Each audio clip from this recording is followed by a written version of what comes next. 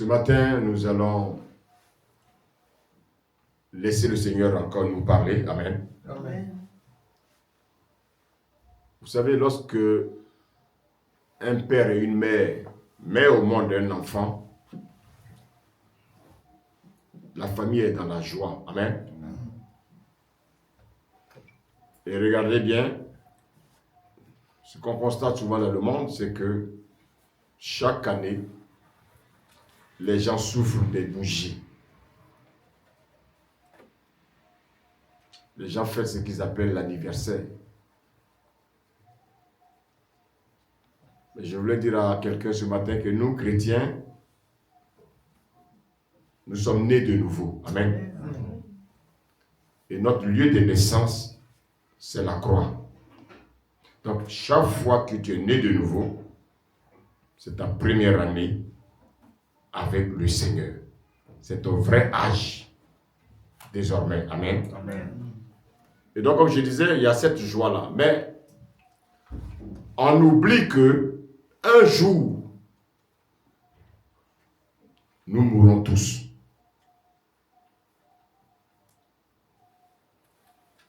Je voulais dire à quelqu'un qu'il ne faut pas avoir peur de la mort. Parce que nous mourrons tous. Quand vous écoutez certains, ils vous disent que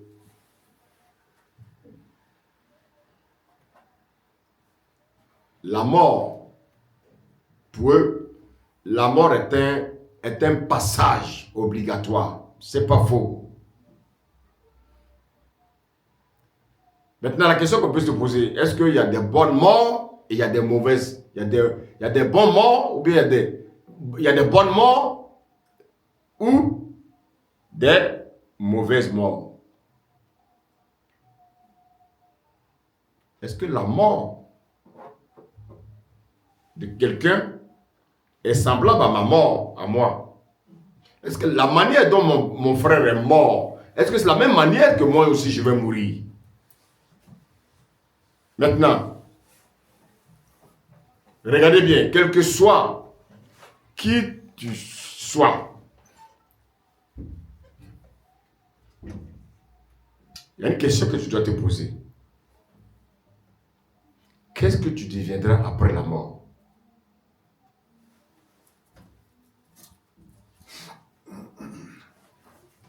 Vous savez que beaucoup de personnes disent qu'il y a beaucoup d'issues. Il y a d'autres issues possibles, comme la réincarnation. Je ne sais pas si vous avez déjà entendu parler de la réincarnation. Ça veut dire quoi? Il est possible à un mort de revenir sur la terre après la mort. Nous allons répondre déjà à cette question-là pour dire que la Bible ne nous parle pas de réincarnation, mais la Bible nous parle de résurrection.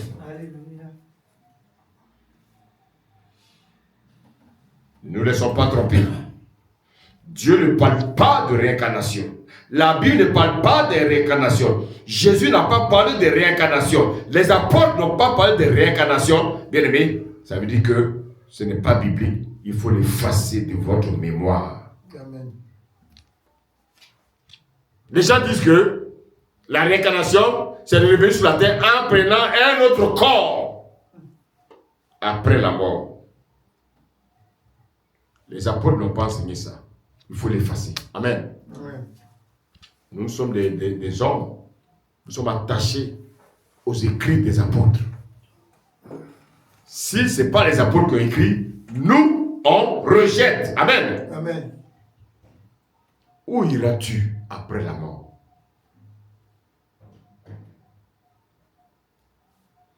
C'est un sujet important qui nécessite une véritable réponse. Est-ce que vous savez que beaucoup de chrétiens ne savent pas leur destination après la mort? Beaucoup de chrétiens ne savent pas où ils vont. Demandez à un chrétien, si tu meurs aujourd'hui, tu vas où? Il est incapable de te répondre. Frères et sœurs, nous ne devons pas être ignorants des choses bibliques. Dieu est notre créateur. Dieu nous a révélé toutes choses. Il nous a révélé où nous irons lorsque nous allons mourir. Quelle est ta destination lorsque tu vas mourir? Paul disait, la mort m'est un gain. Amen. Il faut qu'un chrétien doit savoir que quand il meurt, c'est un gain pour lui. Amen. Vous savez pourquoi souvent on pleure dans les funérailles? Moi particulièrement, je pleure pour les païens. Parce que je sais qu'ils vont dans le feu éternel. Là. Même si c'est mon parent, il va dans le feu. Vous savez, Jésus nous dira quelque chose dans Marc 16, versets 15 à 16. On va le lire.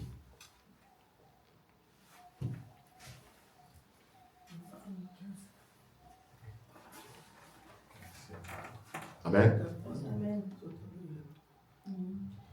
Puis il leur dit, allez partout dans le monde. Oui, c'est ce que nous avons dit tout à l'heure, nous devons évangéliser. Frères et sœurs, il est temps que nous ne restons pas égoïstes. Il est temps de penser aux enfants de Dieu qui sont encore en train de périr. Nous avons eu la grâce d'entendre l'évangile. Autour de nous, il y a aussi des personnes qui ont aussi besoin d'entendre l'évangile. Le Seigneur nous donne une recommandation. Une recommandation, c'est un ordre.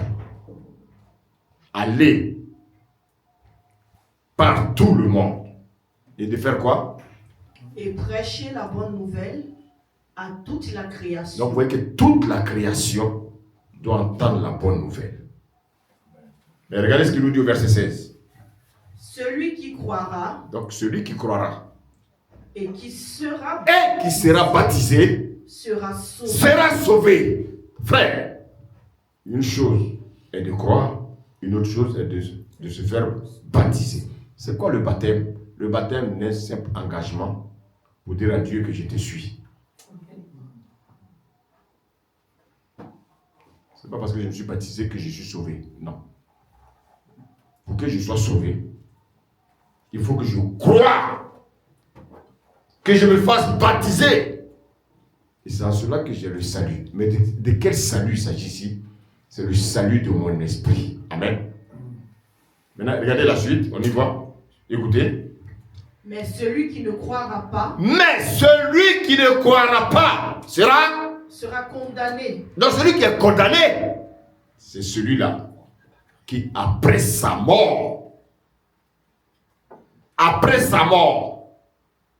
doit aussi savoir où il va. On va détailler tout ça. Amen. Amen. Si nous acceptons Jésus, la Bible dit, nous allons vivre éternellement avec lui. Donc, une chose est d'accepter Jésus, mais une autre chose est de vivre selon sa volonté. C'est en cela que nous allons hériter la vie éternelle. Amen. Amen. Soit nous faisons semblant de l'aimer, soit nous refusons de lui obéir. Dans ce cas, nous passerons notre éternité dans un autre lieu où il y aura le feu, les pleurs et les grincements de dents. Vous savez, souvent quand les gens lisent la Bible, ils pensent que bien aimé, ce sont des fables. Le Seigneur nous dit ce matin, celui qui croira et qui sera baptisé sera sauvé.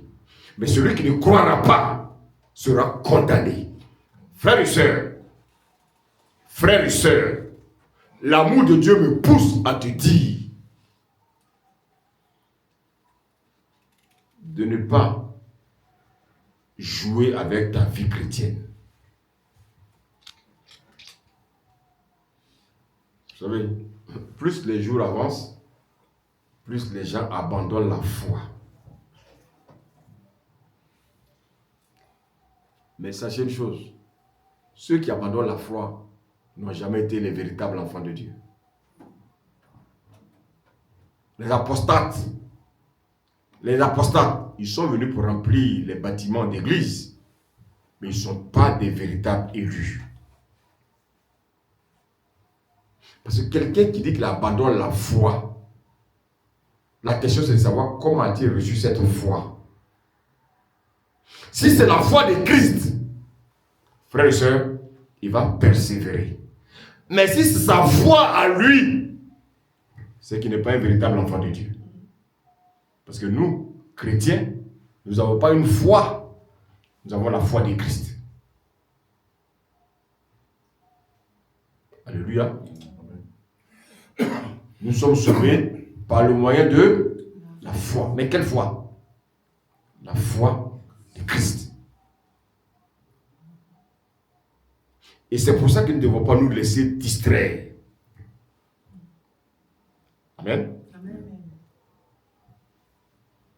Là où il y aura le grincement des dents, c'est ce qu'on appelle la mort éternelle. Vous voyez qu'il y a la vie éternelle et il y a la mort éternelle. Maintenant, la question c'est de savoir où veux-tu aller?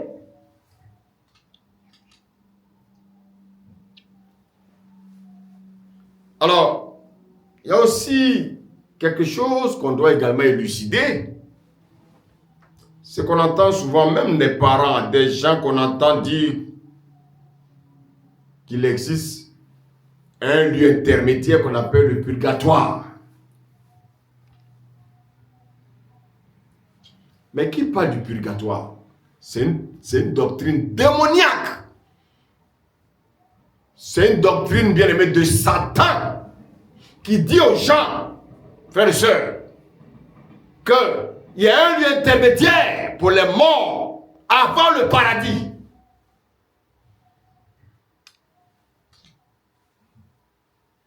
Ça, c'est une manipulation, un mensonge qui vient des fonds du Vatican.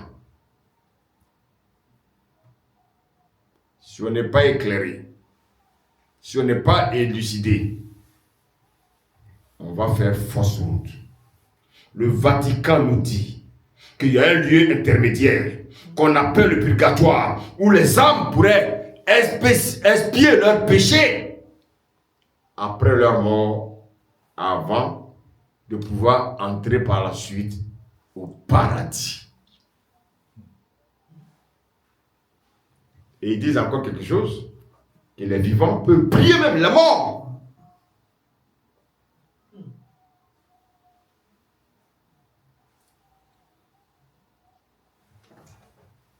Et en priant pour les morts, qu'est-ce que ça fait?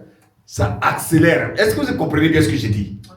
Ça accélère cette période de transition et leur permet d'être délivrés plus vite.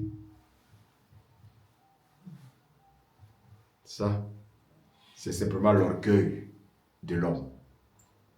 Dieu n'a jamais dit ça. Les apôtres n'ont jamais enseigné ces choses. Et vous savez pourquoi les catholiques ont inventé cette doctrine? Vous allez avoir la réponse tout à l'heure. Je vous dis pourquoi ils ont inventé cette doctrine. Il faut prier pour les morts. Frères et sœurs, on ne prie pas pour les morts. Allô? Amen.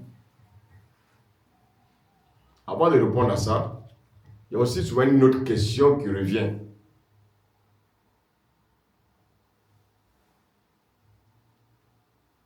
Que sont devenues les premières personnes qui n'ont pas entendu parler de Jésus? C'est-à-dire, avant la venue de Jésus, ceux qui sont morts avant sa venue, qu'est-ce qu'ils deviennent? Allô? On va lire 1 Pierre 1, verset 18 à 20. Ceux qui n'ont pas entendu parler de Jésus avant sa venue, que deviennent-ils lorsqu'ils meurent?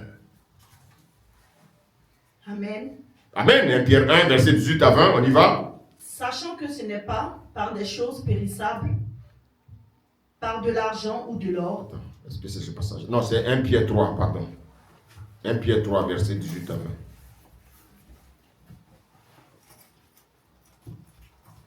« 1 Pierre 3, verset 18 à 20. Christ aussi a souffert. On dit Christ aussi a souffert. Une fois pour les péchés. Il a souffert une fois pour les péchés, oui. Lui juste pour des injustes. Oui, lui qui était juste. Il a souffert pour nous les injustes, oui. Afin de nous amener à Dieu. Donc vous voyez qu'en fait, le plan de Dieu, c'est d'amener à Jésus. Amener à Jésus. Jésus va souffrir pour que toi, un injuste, tu deviennes juste afin d'être conduit vers Dieu. Donc d'injuste que tu étais, Jésus, par sa mort, te rendra juste afin de t'amener à Dieu. Continue. Ayant été mis à mort, oui, quant à la chair, oui, mais ayant été rendu vivant quant à l'esprit. Verset 18, 19. Dans lesquels aussi il est allé prêcher. Ah, dans lesquels aussi il est allé prêcher. Il allait prêcher où? Aux esprits en prison. Ah, allô? Il est allé prêcher aux esprits en prison. Regardez ce qu'il nous dit, verset 20. Qui autrefois, oui, avait été incrédule. Qui autrefois avait été incrédule.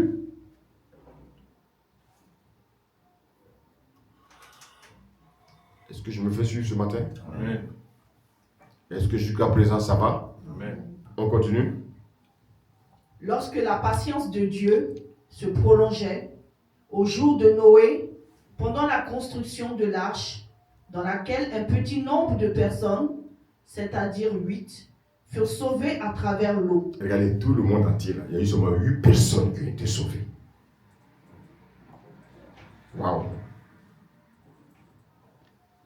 Donc, vous voyez que là, le Seigneur répond à notre question.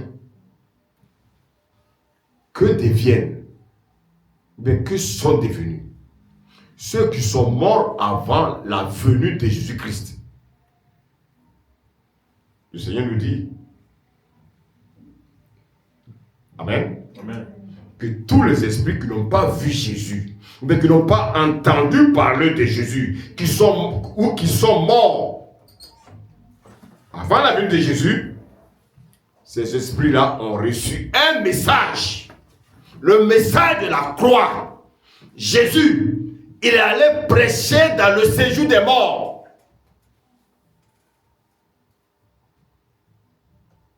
Il allait prêcher le message du salut. Donc, frères et sœurs, si quelqu'un vient vous dire, mais les gens qui sont morts avant nous, les gens qui sont morts avant Jésus, qu'est-ce qu'ils deviennent? Sachez que Jésus est allé dans le séjour des morts pour aller leur prêcher l'évangile. Alléluia. Alléluia.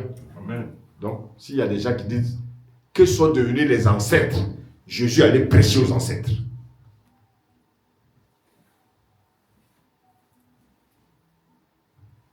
Ne vous laissez pas tromper. Amen. Amen. Donc, retenez cette réponse.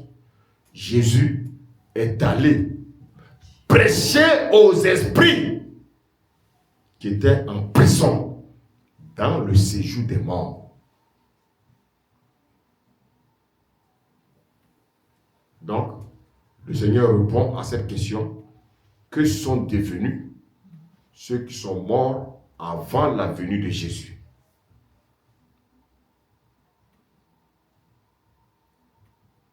Jésus est allé dans le séjour des morts. Il est allé leur prêcher l'évangile afin qu'ils reçoivent la vie éternelle. Amen. Amen. Alléluia. Amen. Donc en fait, tous ceux qui sont morts pendant le déluge, ils ont tous entendu l'évangile de Jésus. Mais où? Dans le séjour des morts.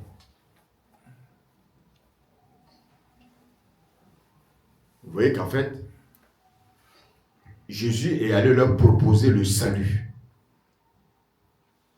Comme aujourd'hui, nous présentons le salut à toute la création.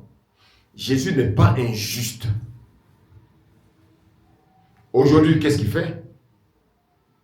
Nous prêchons la bonne nouvelle. Quand Jésus est venu, il a prêché la bonne nouvelle à qui? Aux vivants. Maintenant, quand il a fait des prêcher aux vivants, il a pensé à ceux-là qui sont morts avant sa venue.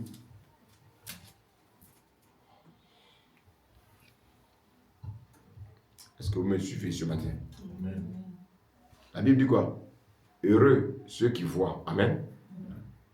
Ce que vous voyez. En effet, je vous le dis, beaucoup de prophètes ont désiré, les prophètes là, tous les prophètes de l'Ancien Testament, ils ont désiré voir Jésus. Ce que nous voyons aujourd'hui là, ils ont désiré voir. Ils ont désiré entendre ce que nous entendons. Mais cette grâce ne leur a pas été faite. Toi, tu jouais ta vie chrétienne. Voilà des gens qui ont souffert, qui voulaient voir Jésus, mais qui n'ont pas eu cette occasion de voir Jésus face à face. Ils n'ont pas entendu Jésus. Frères et sœurs, ce matin, il faut que tu comprennes ces vérités. Donc, quand Jésus est venu, il a d'abord prêché aux vivants. Après avoir prêché aux vivants, il a prêché ensuite aux morts. 1 Pierre 4, verset 6, regardez.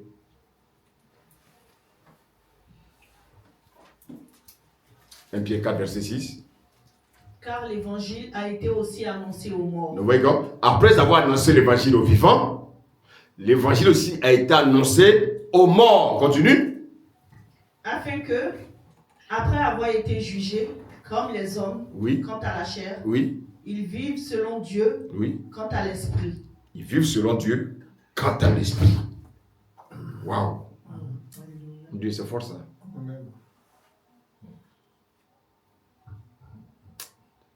Ah, les enfants, il faut aimer la parole.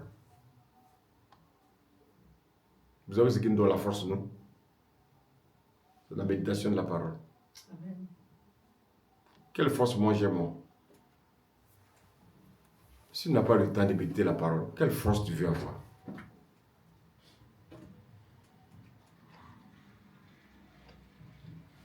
Alléluia.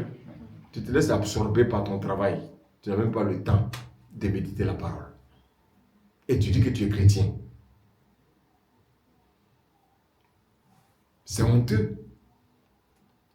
Où tires-tu ta force? Qui te donne la respiration? Qui te permet de te mettre en mouvement? C'est le Seigneur. Amen. C'est le Seigneur, non? Amen. Mais comment tu ne peux pas, comment tu crois tirer ta force? Mais c'est dans la méditation de la parole. La parole que nous méditons là, c'est elle qui nous donne la vie. C'est elle qui nous donne la force. Quand le matin, tu te lèves du lit, tu te tires là, c'est à travers cette parole-là. Mais pourquoi vous la négligez?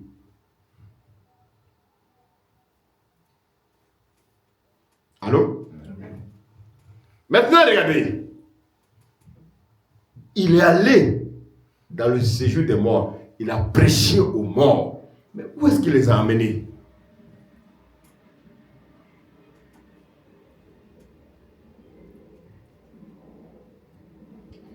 Amen.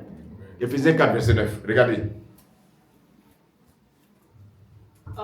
Or, que signifie? Oui. Il est monté. Il est monté. Sinon qu'il est aussi descendu dans les régions inférieures de la terre. Ah, on dit qu'il est d'abord descendu dans les régions inférieures. Avant de monter. Waouh. Mais je vous pose la question. À quel moment Jésus est monté?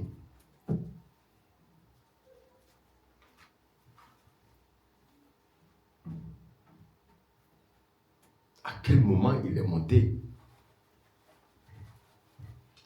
La Bible dit, il est monté, sinon il est aussi descendu dans les régions inférieures de la terre. Regardez le verset 10. Celui qui est descendu, Celui qui est descendu, c'est le même qui est monté au-dessus. c'est le même qui est monté au-dessus de Tous les cieux, tous les cieux. Oh my God. Oui. afin de remplir toutes choses. Merci Seigneur.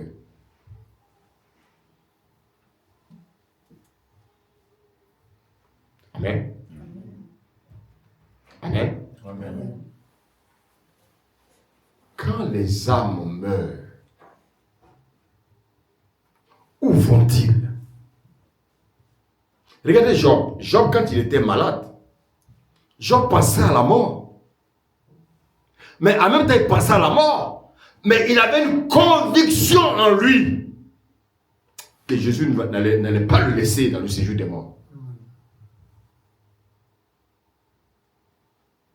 Vous savez pourquoi? Parce qu'il savait qu'il était un véritable enfant de Dieu. Jésus n'allait pas le laisser dans les régions inférieures de la terre. Parce que il avait cette foi, cette conviction d'être véritablement un enfant de Dieu. Est-ce que tu crois que tu es véritablement un enfant de Dieu? Est-ce que quelqu'un croit ici qu'il est véritablement un enfant de Dieu? Mais si tu es véritablement un enfant de Dieu, rien ne doit te troubler. Regardez Job. Job 19, 25. Mais je sais que mon Rédempteur est vivant Oui. et qu'il se lèvera le dernier sur la terre. Verset 26. Quand ma peau sera détruite, Même si je suis sous la terre, même quand ma peau sera détruite, il se lèvera. il se lèvera. Quand je n'aurai plus de chair, Quand je n'aurai plus de chair, je verrai Dieu. je verrai Dieu. Amen, amen. Waouh. Voilà un homme qui n'a pas le Saint-Esprit. Regarde comment il parle. Un homme qui n'a pas le Saint-Esprit. Regarde comment il parle. Toi, tu dis que tu as le Saint-Esprit, tu restes dans l'incrédulité. Amen. Amen. Regardez ce qu'il dit au verset 27. Je le verrai Je le verrai.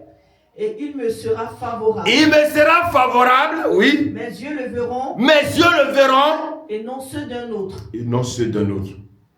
Mon âme languit d'attente. Mon âme languit au-dedans d'attente. de moi. Au-dedans de moi. Donc Job avait prophétisé que Jésus viendra le retrouver dans le séjour des morts. Amen. C'est ça l'espérance de Job. Toi, quelle est ton espérance?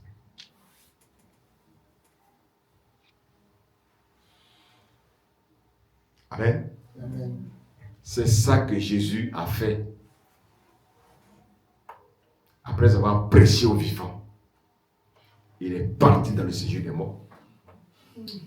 Et la Bible nous dit, dans Éphésiens 4:9, celui qui est monté, celui qui est descendu, c'est le même qui est monté, alléluia, au-dessus de tous les cieux.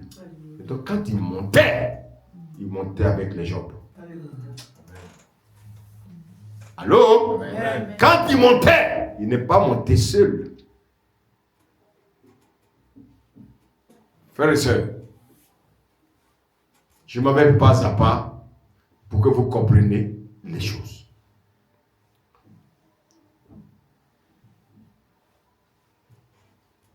Les gens parlent de réincarnation. Ça n'existe pas la réincarnation. C'est un enseignement diabolique. Parce que les apôtres n'ont jamais enseigné ça. Les apôtres nous enseignent ce qu'on appelle la résurrection. Maintenant, on s'est posé la question de savoir, ceux qui sont morts avant l'arrivée de Jésus, qu'est-ce qu'ils sont devenus? La Bible nous a répondu pour nous dire, Jésus après avoir prêché aux vivants, il est descendu dans les régions inférieures, il a prêché aux esprits, il a prêché aux morts. Amen. Dans Ephésiens 4, on nous dit qu'il est monté avec eux. Amen. Je vais le détailler. On va aller pas à pas. Le message ne pouvait s'arrêter là. Mais maintenant, toi, est-ce que tu sais où tu vas? Toi, tu te dis chrétien. Tu parles la langue. C'est bien. Tu prophétises. Mais est-ce que tu sais où tu vas? Est-ce que tu sais où tu vas? Amen. Amen. Alléluia. Amen. Est-ce que quelqu'un me suit ce matin? Amen. Vous savez que la parole de Dieu nous donne une vérité. Ça veut dire quoi? Pour que les péchés soient pardonnés, il y a un acte qui devait être posé. Quelqu'un se rappelle de cet acte? On va le lire dans Hébreux 9, verset 22. Qu'est-ce que Hébreux 9, verset 22 nous dit? Et presque tout, d'après la loi, Oui. est purifié avec du sang. Oui. Et sans effusion de sang, Sans effusion de sang, il n'y a pas de pardon. il n'y a pas de pardon. Donc, frères et sœurs, vous comprenez que s'il n'y a pas d'effusion de sang, aucun homme ne peut être pardonné. Voici pourquoi. Lorsqu'il y a eu une fusion de sang, Jésus va maintenant descendre dans les régions inférieures pour aller sauver ceux-là qui n'avaient pas entendu l'évangile de la vérité, ceux-là qui n'avaient pas entendu la prédication de la croix. Donc vous voyez que Jésus est allé prêcher la croix. La croix, c'est le message du salut. Il n'y a pas d'autre message. Le seul message que Jésus a laissé, c'est le message de la croix.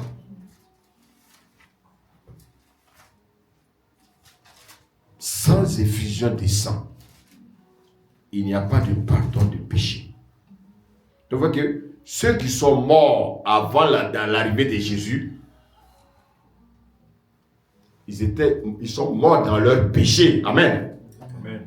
Il fallait qu'ils bénéficient également du sang de Jésus. Allô? Amen. Allô? Quand il mourait, le sang n'était pas encore répandu.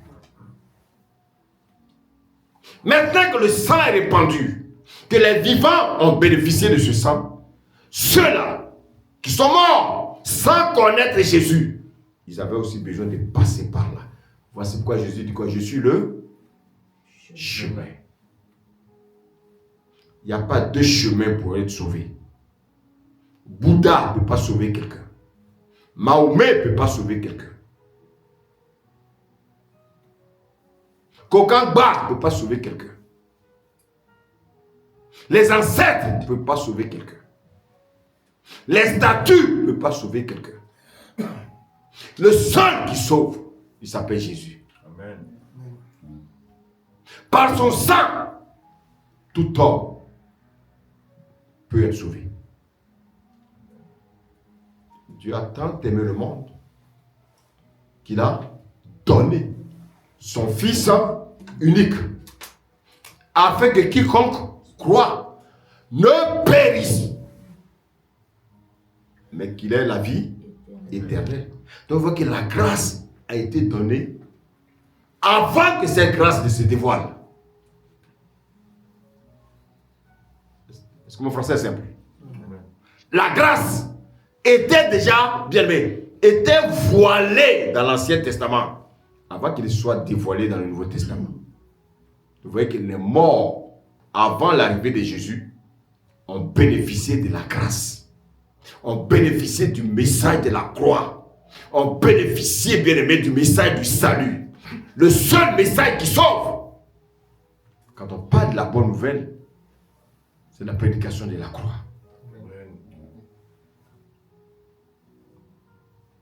Nous sommes dans le temps de l'élévation. Nous sommes dans le temps de l'élévation. Nous sommes dans le temps de l'élévation. Ça, ce sont des messages qui viennent de l'enfer. Jésus n'a jamais prêché ce genre de message.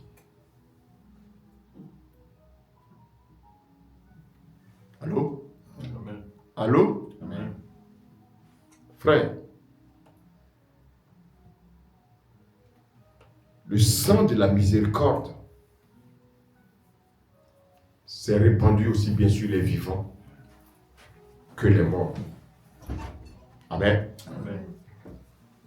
D'où la raison pour laquelle les morts ont eu cette grâce de recevoir aussi la miséricorde. Où ça? Dans le séjour? Dans le séjour des morts. Ceux qui ont cru là-bas, donc, si je vous dis ceux qui ont cru là-bas, ceux qu'il y en a qui n'ont pas cru, sont remontés avec Jésus dans les régions supérieures. Amen. Vous voyez qu'en fait, pourquoi Jésus est mort? Jésus est mort parce que ceux qui sont morts avant sa venue devaient aussi bénéficier de la grâce. Amen. Ceux qui sont morts avant sa venue devaient aussi être bénéficiés de son sang qui a été répandu pour tous. Amen. Amen. Alléluia. Amen. Est-ce que quelqu'un me suit ce matin? Amen. Donc nous avons vu ici que les saints prophètes, ils ont prêché Jésus. Ils ont prêché Jésus, ils ne l'ont jamais vu. Ils sont morts. Jésus étant reconnaissant. Jésus était un Dieu d'amour. Il n'allait pas les laisser périr. Il fallait que même ces prophètes-là reçoivent l'évangile. Dis Amen. Amen. Et quand ils ont reçu l'évangile, ils ont reçu le salut. Amen. Amen. Donc Jésus peut venir tard, mais il ne vient jamais en retard.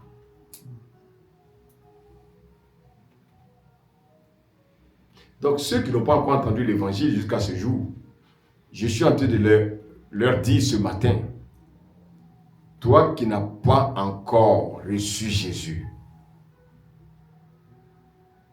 je veux te dire que Jésus ne vient jamais en retard. Amen. Un jour, le Seigneur mettra des personnes sur ton chemin Amen. Amen. afin de recevoir la bonne nouvelle. Amen. Et que tu fasses partie aussi de ceux-là, des bénéficiaires de son sang. Amen. Afin que toi aussi, tu sois dans les régions supérieures avec lui. Amen. Amen. Alléluia. Amen. Regardez, quand le Seigneur est venu, quel était le dernier prophète qui est resté sur la terre? Si quelqu'un se rappelle. Il s'appelle Siméon. La Bible, Jésus avait dit à Siméon, tu ne mourras pas. Amen. Jusqu'à ce que tu aies vu le lit de Dieu.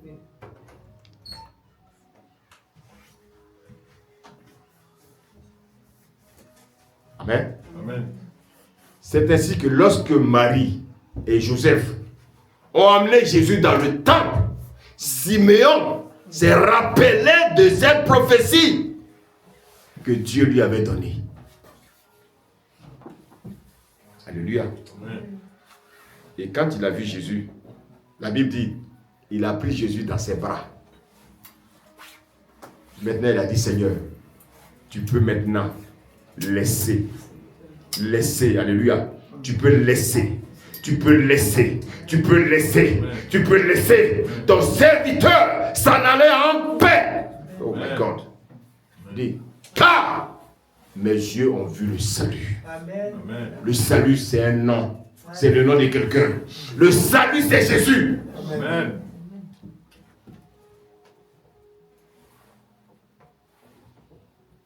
Frères et sœurs, Jésus, il se manifeste à la fin des temps, à la fin des siècles, pour proclamer la justice du ciel. Amen. Amen. Et par cette justice, celui qui croit sera sauvé, celui qui ne croit pas à cette justice sera condamné. Voici pourquoi il dira, je suis la résurrection, alléluia. Celui qui croit en moi vivra, quand même il sera mort.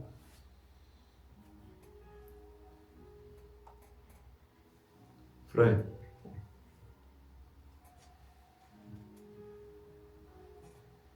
est-ce que vous croyez que Dieu est vivant? Amen. Est-ce que vous croyez que Jésus est vivant? Amen. Mais si Jésus est vivant, ce que je suis venu te dire ce matin, que toi tu es immortel. Amen. Amen. Amen. Tu es sorti de qui? Tu es sorti de qui? De Jésus. De Jésus. Est-ce que Jésus est mortel? Non. Donc je suis venu te donner la bonne nouvelle. Toi aussi tu n'es pas mortel. Amen.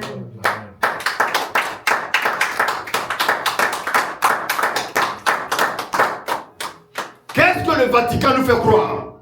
Le Vatican nous fait croire. Les catholiques nous font croire. Ces impies nous font croire que si vous ne croyez pas en Jésus sur la terre, quand vous mourrez, alléluia, alléluia, Amen. eux ils peuvent prier pour vous, pour que vos âmes soient sauvées. C'est du mensonge, bien aimé. C'est de la putréfaction. C'est de la pourriture.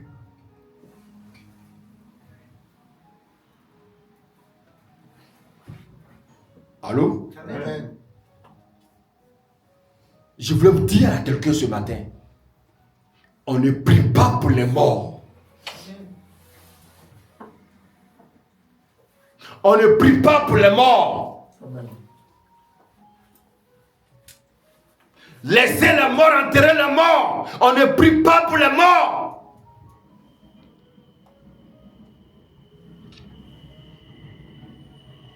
Maintenant, regardez, pourquoi le Vatican maintient ce culte des morts? Pourquoi ils le maintiennent? Allô? Amen. Dans l'Église catholique, il y a ce qu'on appelle l'inscription de la messe pour les morts. Quand tu vas t'inscrire, bien-aimé, pour un de tes parents qui est mort, c'est ça qu'on appelle l'inscription du culte, la messe pour les morts. Et donc, chaque fois que tu vas faire l'inscription, tu dois amener une enveloppe. Vous croyez que c'est gratuit? Vous croyez que c'est gratuit?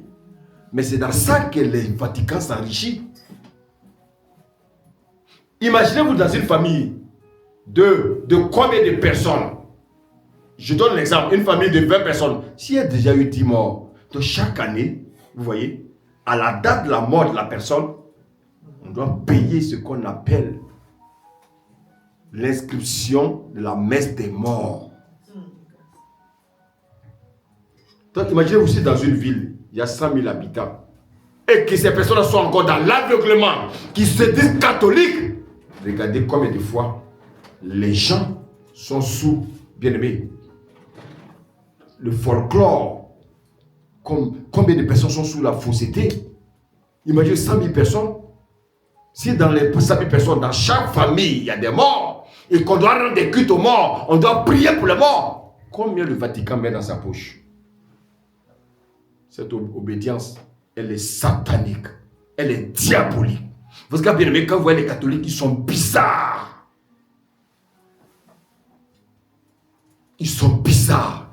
Vous savez, il est facile d'évangéliser un musulman que d'évangéliser un catholique.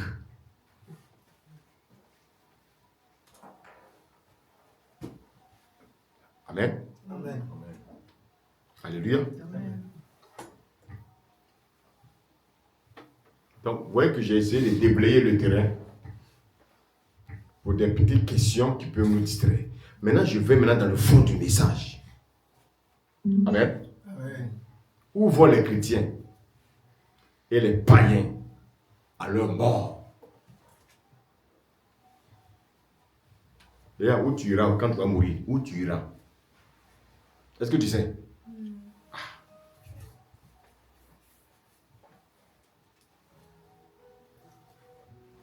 Vos collègues de travail qui ont renié Dieu, est-ce qu'ils savent où ils iront quand ils vont mourir? Toi, tu es chrétien. Tu ne sais même pas où tu iras quand tu vas mourir. Non, bien aimé, tu ne peux pas rester dans l'ignorance. Il faut que tu saches où tu iras quand tu vas mourir. C'est pour ça qu'on vous demande de vous accrocher à Christ.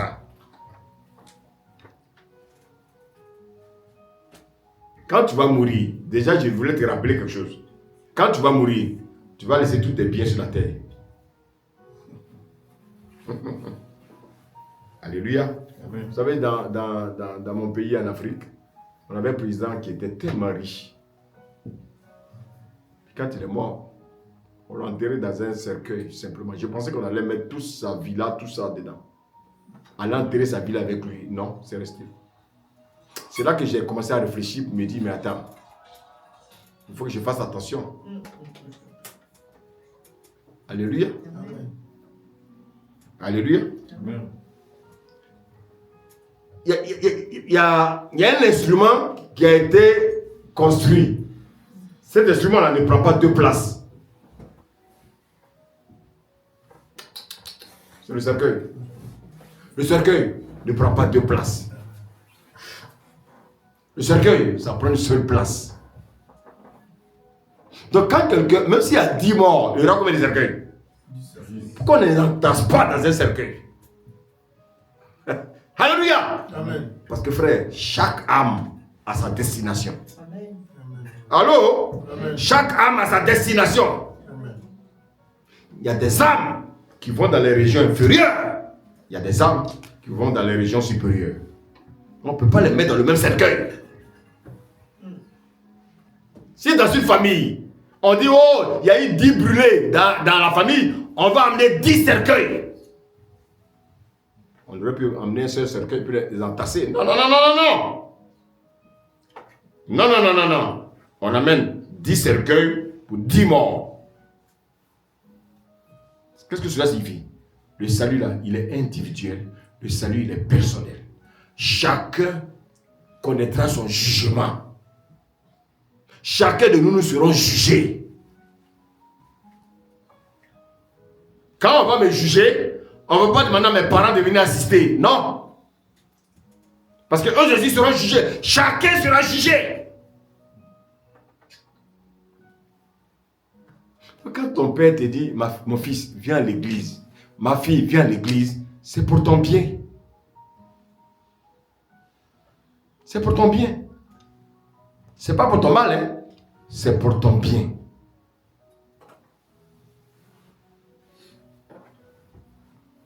Alléluia. Amen. Nous allons tous mourir. Mais dans quelles conditions chacun de nous va mourir? Amen. Amen. Vous savez, la Bible nous donne une grande révélation. Et cette révélation, je veux que tu la retiennes. Hébreux 9, 27, regardez. Je veux que ce passage-là, tu le connaisses par cœur. Qu'est-ce que nous dit Hébreux 9, 27? Hébreux 9, verset 27. On y va rapidement. Amen. Et comme il est réservé aux hommes de mourir une seule fois. On meurt 10 fois. On meurt 2 fois. On meurt 3 fois. On meurt combien de fois? Une seule fois. Une seule fois. Retenez bien cela. Retenez bien. On ne meurt pas 2 fois. Donc frère, ceux qui parlent de la réincarnation, ce sont des sorciers qui parlent de la réincarnation. Ça, c'est un enseignement diabolique. Effacez ça de votre mémoire. Il est réservé à un homme de mourir une seule fois. Et après, il y a quoi? Après quoi? Après quoi? Vient le jugement. Ah. Est-ce que vous avez compris? Amen. Amen. Tous les riches là, ils ne meurent pas 2 fois. Ils vont mourir une seule fois. Le pauvre aussi va mourir une seule fois. Voici pourquoi, frères et sœurs, nous allons nous servir d'une parabole pour étayer et aussi détailler là où chacun ira après sa mort. Frère, on aime les choses de ce monde, mais il faut qu'on sache aussi où on va après la mort. Ton enfant que tu adores là, Ton enfant que tu adores, il fait des bêtises, tu lui dis rien. Quand il va mourir là, où ira-t-il?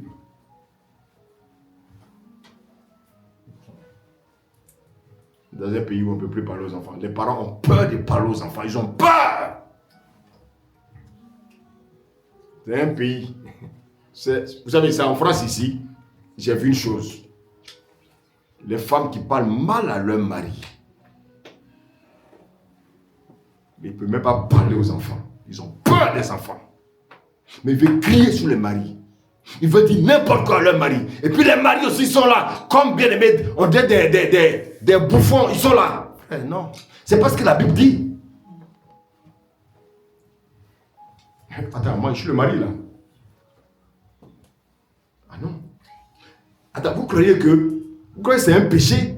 Quand une femme refuse de se soumettre à son mari et son mari réagit, vous croyez que c'est un péché? Non, le mari reprend son autorité. Chacun doit se mettre dans le vêtement que Dieu lui a donné. Amen. Allô? Amen. Regardez la fin d'Akab. Quand il a laissé Jézabel prendre la place, comment Akab a fini? Prenez vos places, les hommes. Est-ce que vous m'avez entendu? Amen. Prenez vos places. Amen. Aucune femme ne doit crier sur vous. Aucune. Allez voir les couples. Et maintenant, les couples qui se disent chrétiens, la femme veut dominer, elle veut dominer l'homme. Mais elle ne peut même pas parler à son bébé. Elle ne peut même pas parler à son enfant. Elle tremble devant son enfant. Dans quel monde sommes-nous? Et vous croyez qui va accepter ça? Tu es un homme. Ne laisse pas une femme crier sur toi. Est-ce que tu m'as entendu ce matin? Amen. Comment? Qui es-tu pour crier sur moi? Toi, tu dois être soumise à moi. C'est pas moi qui le dis, c'est la Bible. Et tu veux me dominer. Tu veux renverser les lois de Dieu? N'acceptez pas cela, les hommes. Est-ce que vous m'avez suivi? Amen. Est-ce que vous m'avez entendu ce matin? Amen. Ne laissez pas une femme prendre le dessus sur vous. Parce que sinon, vous aurez des comptes à rendre à Dieu. Parce que ce n'est pas dans cette posture que Dieu vous a laissé. C'est une parenthèse que je referme. Et les femmes qui sont là, que cela rentre aussi dans vos oreilles. Ce n'est pas toi qui épouses l'homme, c'est l'homme qui t'épouse. Même si ton salaire est plus que l'homme, Dieu s'en fout de ça. Tu savais que son salaire était petit, mais tu as accepté. C'est lui ton roi, c'est lui ton Jésus, c'est lui ton maître. Ton mari est ton maître, ton mari est ton roi, ton mari est ton Jésus. Donc si tu dis que tu obéis à Jésus, Jésus dit, tu dis que tu es soumise à moi, soumets-toi à celui que tu vois. C'est lui que j'ai mis devant toi, ton mari. Amen. Alléluia. Amen.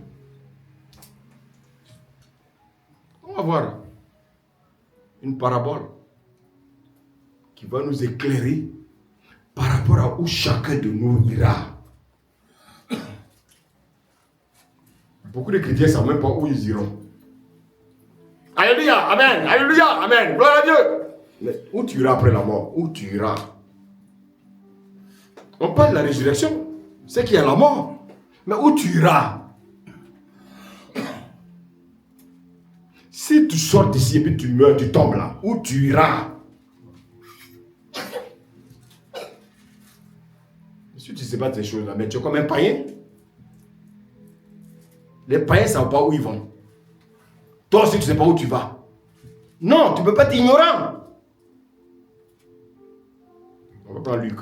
Luc 16. Je veux qu'on écoute tous. Luc 16, verset 19 à 31. Je lis la parole du Seigneur. Il y avait un homme riche qui était vêtu de pourpre et de fin lin, et qui chaque jour menait joyeuse et brillante vie. Un pauvre, nommé Lazare, était couché à sa porte, couvert d'ulcères, et désireux de se rassasier des miettes qui tombaient de la table du riche. Et même les chiens venaient encore lécher ses ulcères. Le pauvre mourut, et il fut porté par les anges dans le sein d'Abraham. Le riche mourut aussi, et il fut enseveli.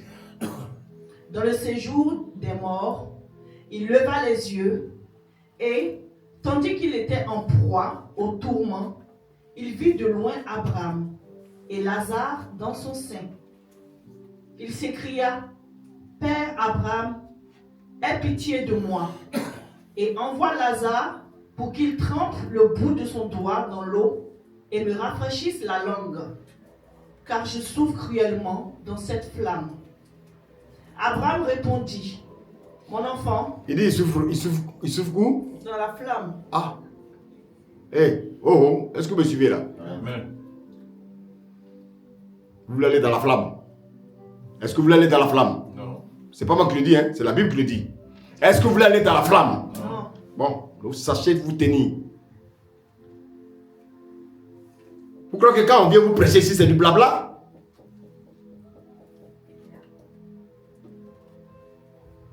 Allez mettre votre doigt dans une flamme. Vous allez voir la réaction chimique. Allez mettre votre doigt dans la flamme. Et voici quelqu'un qui dit qu'il souffre dans la flamme. Et vous jouez avec votre vie chrétienne. Vous voulez vous donner des raisons. Vous voulez chercher des arguments.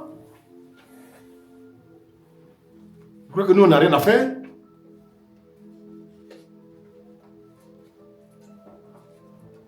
Frères et sœurs, vous voulez aller dans la flamme? Moi, je refuse d'aller dans la flamme. Voici pourquoi je traite durement mon corps. Et je me suis assujetti. Amen. Amen. Et je veux que tu fasses la même chose. Quand il s'agit des choses du monde, là on se laisse aller. Mais quand il s'agit des choses de Dieu, là on ne traîne les pas. Quels sont ces chrétiens-là? Quels sont ces chrétiens-là?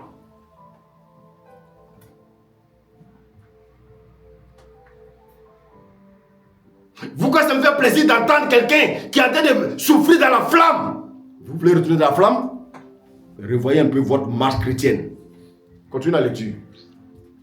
Abraham répondit, mon enfant, souviens-toi que tu as reçu tes biens Voilà. pendant ta vie. Très bien. Et que Lazare a eu les maux pendant la sienne. Très bien. Maintenant, il est ici consolé. Très bien. Et toi, tu souffres. Ah! Est-ce que vous avez entendu? Est-ce que vous avez entendu? Amen. Il y a un endroit, quand on meurt, il y a un endroit où on souffre éternellement. Il y a un endroit où on est consolé.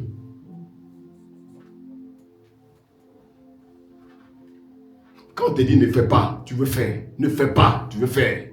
Continue de faire. On te dit ne bois pas l'alcool, tu dis tu bois. On te dit ne fume pas, tu fumes. Ne fume pas, tu fumes. Continue de fumer. Continue de fumer. Comme la fumée, la cigarette est ton roi, continue de fumer. Continue de fumer. Continue de fumer.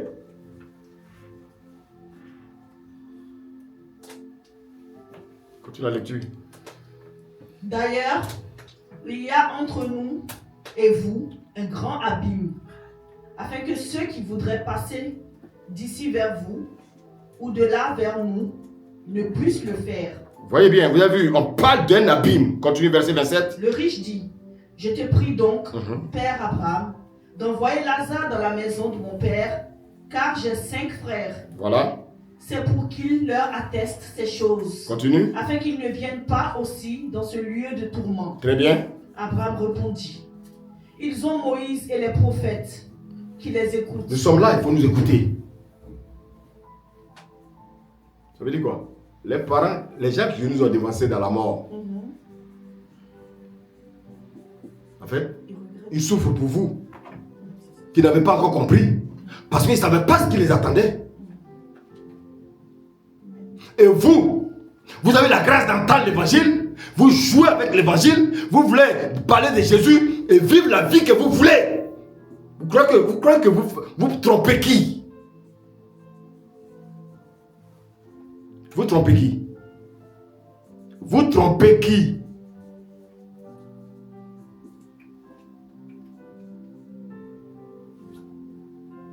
Quand on meurt, on ne revient plus. Donc quand les prédicateurs, quand les pasteurs prêchent, il faut écouter. Parce que si vos parents sont là, ils sont incrédules, il faut qu'ils nous écoutent. Parce que le jour où ils mourront, ils seront en enfer. peux continuer la lecture. Verset 30, et il dit, non, Père Abraham, mais si quelqu'un des morts va vers eux, ils se repentiront. Et Abraham lui dit, s'ils n'écoutent pas Moïse et les prophètes, ils ne se laisseront pas persuader quand même. Quelqu'un des morts ressusciterait. Alléluia.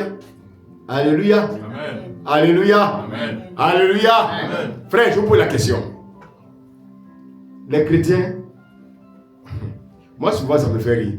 Au lieu de passer votre temps à lire les Écritures, au lieu de lire la Bible, ils passent le temps à écouter des témoignages des sorciers.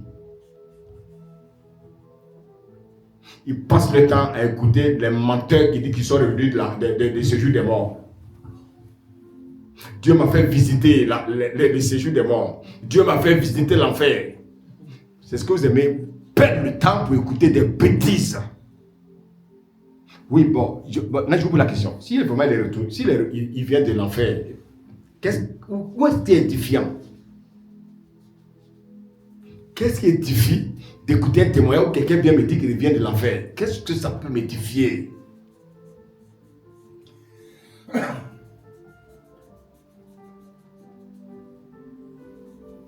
Alléluia. Amen. Frères et sœurs, écoutez-moi. C'est Dieu qui donne la vie. Et c'est le même Dieu qui reprend la vie. Satan, il ne peut pas, parce que quand Jésus est allé dans le séjour des morts, il a pris la clé du séjour des morts entre ses mains. Donc quand quelqu'un meurt, n'accusez pas Satan, ce n'est pas Satan, c'est Dieu lui-même. Quelle a été la vie que tu as menée?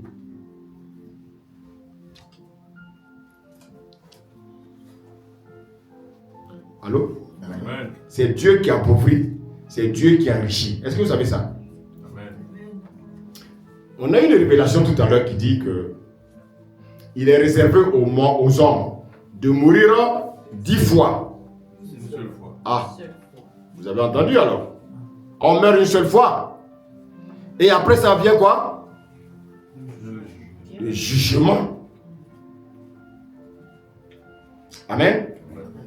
Ici, regardez, Dieu nous donne les deux types de personnes qui peuvent exister sur la terre. Un homme riche, un homme pauvre. Tout le monde veut la richesse. Personne ne veut la pauvreté. Voici pourquoi beaucoup sont dans les loges mystiques. Voici pourquoi beaucoup viennent me livrent leurs enfants pour avoir la richesse. Voici pourquoi bien aimé, beaucoup font des choses médiocres, des choses bien aimé, abominables pour pouvoir s'enrichir. Mais ce qu'ils oublient, c'est qu'il est réservé à un homme de mourir une seule fois. Donc que je sois riche, que je sois pauvre, la mort un jour viendra me prendre. Est-ce que je parle à quelqu'un ce matin? Amen. Un homme bien portant, un homme mal portant, les deux mourront un jour. Mais il y a une destination finale pour chacun de nous. Soit c'est la vie éternelle, soit c'est la mort éternelle. Ici, on nous parle d'un riche et d'un pauvre. Ils ont vécu leur vie. Comme aujourd'hui, toi et moi, nous sommes en train de vivre notre vie. Mais en vivant notre vie, nous ne nous soucions pas qu'on va mourir un jour. Frères et sœurs, je voulais dire à un païen qui est en train de fêter bien aimé son anniversaire, que chaque fois que tu souffles sur la bougie, tu te rapproches de la mort. Et quand tu mourras, tu iras où? Je suis en train de dire à un chrétien, tu es toujours en train de dire Alléluia, Amen, Alléluia. Mais si tu meurs, est-ce que tu sais où tu iras? On nous parle d'un riche ici. La Bible dit qu'il vivait dans un château. Quand on lui parlait de Dieu, il se moquait de ceux qui lui parlaient de Dieu. Quand on lui parle de Jésus. Il dit non, moi je suis athée. Qu'est-ce que je vais faire avec votre Jésus? Moi j'ai tout, moi. Il avait des vêtements de marque. On dit, il avait des vêtements pourpres. Donc c'était vraiment un homme riche. Il ne portait pas les mêmes vêtements que nous. Hein. Nous, on n'est pas riches. Hein. Allô? Quand on va dans le commerce, là, on cherche les choses vraiment modestes. C'est ça qu'on porte pour venir. Moi, je n'ai pas mis mon argent pour acheter un costume à 400 €. Pour faire quoi? Pour faire quoi? Pour dire que mon costume est à 400 €. Mais c'est parce que tu es un insensé. Un insensé.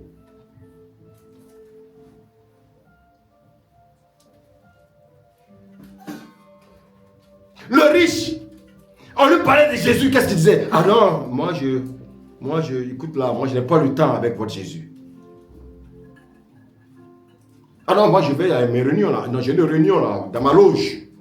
Moi je suis dans une loge, je n'ai rien à foutre avec Jésus. Oh d'ailleurs même, ce samedi, je dois rencontrer mes copines, j'ai au moins 5 copines que je dois voir. Frère et soeur, c'est le cas aujourd'hui. Où sont aujourd'hui, écoutez-moi, où sont aujourd'hui les Michael Jackson là, ils sont où?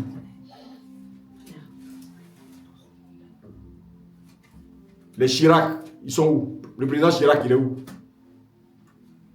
Le président Bokassa, il est où?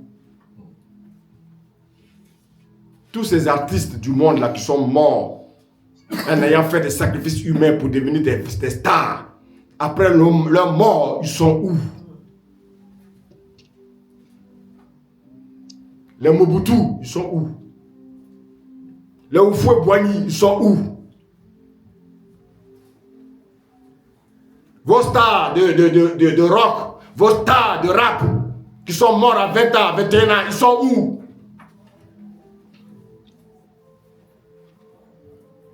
Amen. Amen. Et je voulais dire aux gens, arrêtez de prendre les corps des gens pour les amener dans des bâtiments que vous appelez église et puis allez dire, RIP, oui Seigneur, que son corps repose en paix. Son corps ne sera pas en paix, son corps va dans la flamme. Quel corps qui va en paix? Vous faites des bêtises sur la terre et après vous dites que ouais, son corps repose en paix. Quel corps qui va reposer en paix? On vient de dire, le corps sera dans la flamme. Si vous ne savez pas ces choses, je vous enseigne ce matin. On ne passe pas le temps pour pleurer pour les morts. Il est mort, il sait ce qu'il a fait. Quand un enfant étudie en classe là, il sait s'il aura son examen ou bien il n'aura pas son examen. Quelqu'un qui n'étudie pas, il ne peut pas avoir un examen. Donc si tu as mené, bien, tu as marché correctement dans la volonté de Christ, tu sais où tu vas.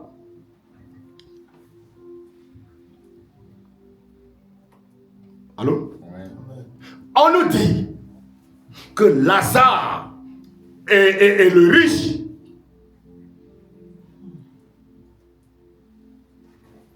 étaient dans deux compartiments différents. Suivez-moi bien.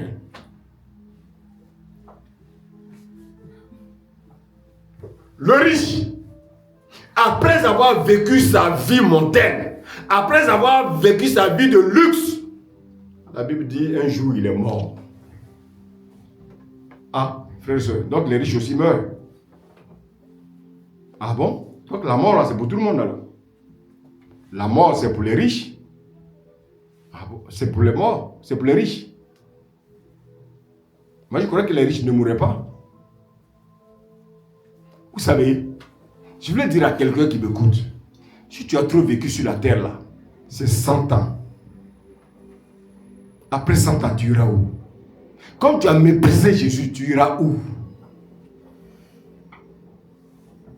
Tu veux aller dans les flammes? C'est toi qui choisis. Tu veux aller dans le lieu de consolation? C'est toi qui choisis. Allô? Amen. La Bible dit, quelque temps après, qui va mourir? Qui est mort le premier? Le riche est mort le premier. Et qui est mort après? Donc en fait, les enfants de Dieu aussi meurent. Allô? Donc un chrétien peut mourir. Mais sa mort est différente de la mort du païen. Alors, je peux prêcher? Amen. Est-ce que je peux prêcher? Amen. Le pauvre, il habitait à côté du riche. Vous savez ce qu'il mangeait? Quand le riche a fini de manger ses poulets, les os là, tout ce qui restait là, quand il mettait à la poubelle, c'est ce que Lazare allait prendre pour manger.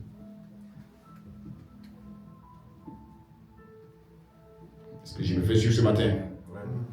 Lazare, il était pauvre. Il avait accepté le Seigneur. Lazare ne buvait pas. Il ne fumait pas. Le riche fumait. Il buvait. Il fréquentait les boîtes de nuit, le riche. Lazare, il avait donné toute sa vie au Seigneur. Lazare ne vivait pas dans l'électricité. Lazare n'était pas dans le commérage. Le riche était dans le commérage. Comme beaucoup de personnes sont dans le commérage.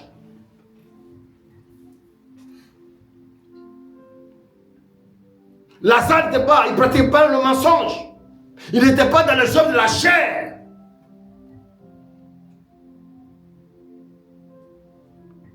Les gens se moquaient de Lazare. Le riche se moquait de Lazare. Quand il passe avec sa voiture, il verse la flaque d'eau sur le pauvre Lazare. C'est ce qu'on voit dans ce monde où les riches méprisent les pauvres. Quand tu parles de Jésus, un riche, il te dit mais il n'y a rien à foutre avec Jésus. Et quand il meurt, on prend des cercueils en bois pour aller dans des bâtiments qu'ils appellent l'église, et il y a un faux pasteur, un faux prêtre qui vient bénir des cercueils. Bénir des morts. On ne bénit pas un mort. On ne prie pas pour les morts. Un mort, il est mort. Un mort. Tout ce qu'il attend, c'est le jugement.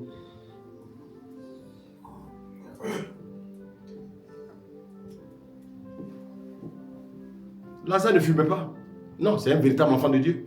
Un enfant de Dieu ne fume pas. Un enfant de Dieu qui fume, Dieu l'attend un jour. Quand il va commencer à fumer, là, il va fumer. La cigarette là va rentrer dans son ventre. Et là, il va comprendre qui est Dieu. Continuez de fumer. La Bible dit le pauvre aussi est mort. Il a été porté par les anges. Mais il a été porté où? Dans le sein de qui? Et le riche, on l'a amené où? Dans le tourment, dans le feu. Et quelle va être la réaction du riche quand on l'a amené au tourment? La Bible dit il va crier. Il va crier à qui? Au secours! Au secours! Je brûle dans la flamme! Au secours! Je brûle dans la flamme! À l'aide! À l'aide! Il va demander l'aide à qui? Mon père Abraham. Ah, mais pourquoi Abraham ne brûle pas et puis c'est lui qui brûle? Amen. Mais regardez encore là-bas. Et puis, regardez. Malgré sa position dans les flammes, il pense qu'il est encore le riche là, le riche qui était dans le monde.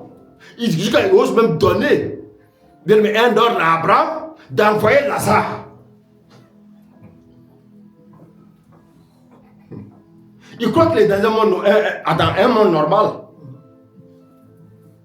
Toi, tu es dans les flammes. Au lieu de penser où tu vas, tu veux dire à Abraham, à Lazare que c'est moi encore le riche. Abraham, c'est moi le riche. Abraham dit, mais ici, il n'y a plus de riches.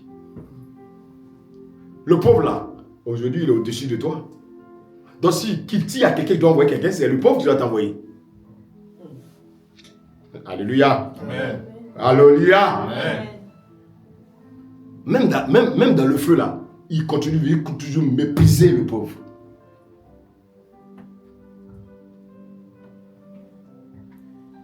Amen. Amen. Alors, donc, si on dit que le lieu où se trouvait le riche, c'est dans le feu de tourment. Amen. Amen. Et on dit que où se trouvait Abraham et Lazare, c'était dans le sein d'Abraham, on dit que le riche était en proie de tourments. Alors, regardez bien. À cause de cette écriture, beaucoup ont conclu que le chrétien, quand il meurt, il va où? Il va où? Dans le sein d'Abraham. Est-ce que c'est vrai? La Bible va nous répondre.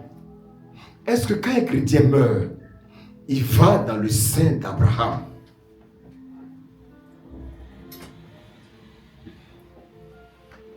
Amen. Amen.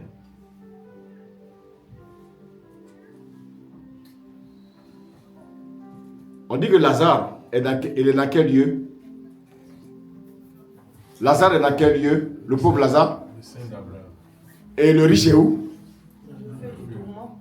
Est-ce que vous savez que c'est dans les deux sont appelés les séjours des morts? Voilà, aujourd'hui, nous sommes dans un bâtiment. On a notre salle. Mais il y a une autre salle à côté. Qu'est-ce que nous sépare? Le mur. C'était pareil. Mais eux, c'était pas un mur. Alléluia. C'était la Bible, c'était un trou. Un trou qui les séparait. Allô? Amen. Alléluia. Amen. Donc, dans les tourments, dans le feu de tourment, quels sont ceux qui vont là-bas? C'est-à-dire qu'ils n'ont pas cru. Ceux qui n'ont pas cru en Dieu. Donc, tous les païens, les sorciers, les malfaiteurs, les violeurs, les drogués, les tueurs, les guerriers, ils vont tous se retrouver dans le feu de tourment. Alléluia. Les enfants de Dieu se retrouvent dans le sein. Dans le sein. Mais je vais vous surprendre. Regardez. Regardez bien. Nous les chrétiens, nous faisons une mauvaise interprétation. Quand tu demandes à un chrétien, si tu meurs, tu vas où? Il dit, je vais dans le sein d'Abraham. C'est une mauvaise interprétation. Allô? Amen. Regardez, le riche et le pauvre sont dans deux compartiments, mais dans le même lieu. On nous dit qu'il y a un trou qu'on appelle l'abîme qui les sépare. Amen. Donc, que ce soit Abraham, que ce soit Lazare, que ce soit les riches, ils sont tous dans le séjour des morts. Amen. Amen. Est-ce que vous me comprenez ce matin?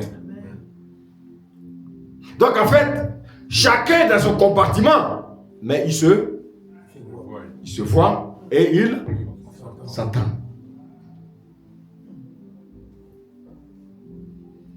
Voici pourquoi le riche va dire, Abraham, envoie Lazare. Il va le dire à mes frères qui n'ont qu'à accepter Dieu. Parce que s'ils n'acceptent pas Dieu, où ils viennent, il y a des flammes.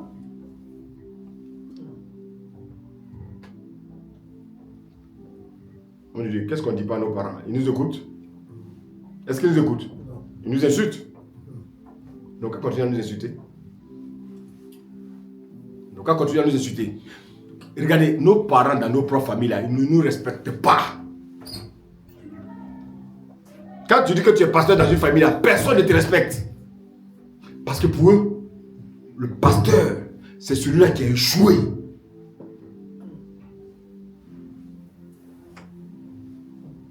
Amen. Amen. Regardons, s'il te plaît, relis-moi le verset 22 à 23. Regardez. Luc 16, regardez.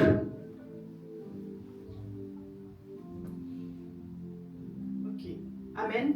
Le pauvre mourut et il fut porté par les anges dans le sein d'Abraham. Oui. Le riche mourut aussi et il fut enseveli. dans le séjour des morts. Il leva les yeux et, tandis qu'il était en proie au tourment, Oui. il vit de loin Abraham. Il vit de loin Abraham. Donc, frère, les deux sont dans le séjour des morts, mais dans deux compartiments différents. Ce qui les sépare, c'est ça qu'on appelle la vie.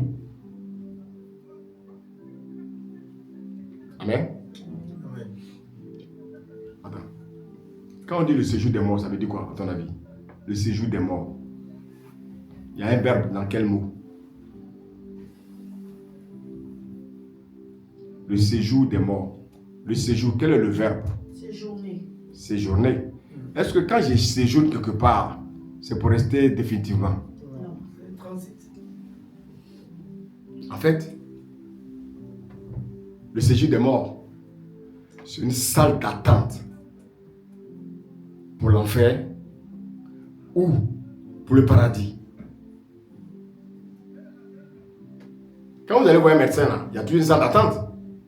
Est-ce que vous restez là définitivement? Est-ce que vous restez là définitivement? Non. Il y a un temps où on va vous appeler pour le médecin veut vous voir. Le séjour des morts, c'est une salle d'attente, un lieu d'attente pour l'enfer ou pour le paradis.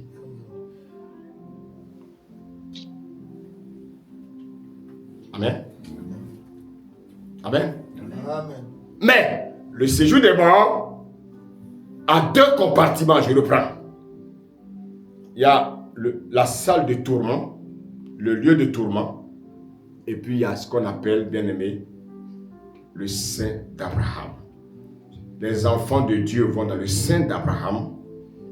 C'est-à-dire, dans d'autres versions, quand on dit le sein d'Abraham, ça signifie auprès d'Abraham. Et l'autre compartiment, on appelle ça le lieu de tourment. Amen. Regardez, on va mieux comprendre. Regardez Genèse 37, verset 35. Genèse 37, verset 35. Tous ses fils et toutes ses filles vinrent pour le consoler. On parle ici de Jacob. Oui, vas-y. Mais il ne voulut recevoir aucune consolation. Vous savez, quand il croyait avoir perdu Joseph, les gens sont venus le consoler. Mais frère, la mort de son fils le tourmentait. Oui, vas-y. Il disait, c'est en pleurant que je descendrai vers mon fils au séjour des morts. Regardez, je veux que vous compreniez quelque chose. Donc, le séjour des morts, on fait quoi? J'ai pas bien compris? On descend. Reprends la lecture. Je veux que tout le monde comprenne. C'est en pleurant que je descendrai vers mon fils au séjour des morts. Donc, le séjour des morts, on descend. Amen. Alléluia. Amen. Prenons Genèse 42, verset 38. Genèse 42, verset 38. Amen. Amen. Jacob dit, mon fils ne descendra point avec vous, car son frère est mort et il reste seul. S'il lui arrivait un malheur dans le voyage que vous allez faire, vous feriez descendre mes cheveux blancs avec douleur dans le séjour des morts. Amen. Amen. Dans le séjour des morts, on descend. Est-ce que quelqu'un me suit ce matin? Donc, quels sont ceux qui sont déjà descendus? Les Michael Jackson sont déjà descendus. Amen. Amen. Les Fat Pat sont descendus. Les Sama sont descendus. Les Welerois, c'est ça non? Werenois, c'est ça? Il y a un rappeur français là. Amen. Werenois, il est descendu. À quel âge? Même pas 30 ans. À cause de la gloire de ce monde. Les Tupac, ils sont descendus. Chirac est descendu. Oufoué est descendu. Mobutu est descendu. Ils sont tous descendus dans le feu de tourment. Amen. Tout ça, on appelle ça le séjour des morts. Frère, Est-ce que vous me suivez ce matin? Maintenant, je vous pose la question. Quels sont ceux qui sont descendus dans ce séjour des morts là? Les gens qui sont morts depuis Adam, Noé, Abraham, les David, les Job, tout cela. Est-ce qu'ils étaient dans le lieu de tourment ou bien ils étaient dans le sein d'Abraham?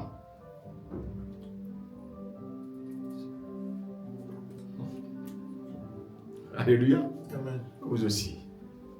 Dis-moi, Abraham, c'est pas un enfant de Dieu? Mais pourquoi vous ne pouvez pas répondre à la question? Ils sont descendus où? Précisément où? Dans le sein d'Abraham. Caïn, il est descendu où? Dans le lieu de tourment. Est-ce que vous comprenez? Pourquoi ils sont descendus là-bas? Est-ce qu'ils ont vu Jésus? Est-ce qu'ils ont vu Jésus?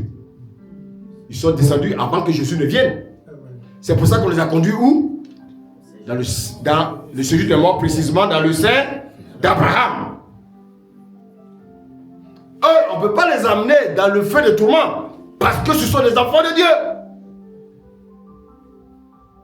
Les enfants de Dieu qui sont morts avant la venue de Jésus, on les envoyait dans le sein d'Abraham. Les Caïens, tous ceux-là, frères, les Judas, tous ceux-là, ils sont dans le feu de tourment.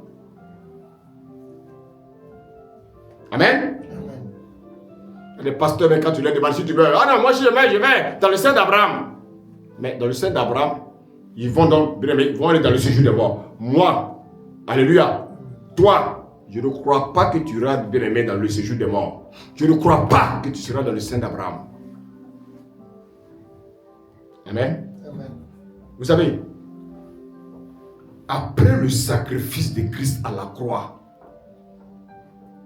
les choses vont changer.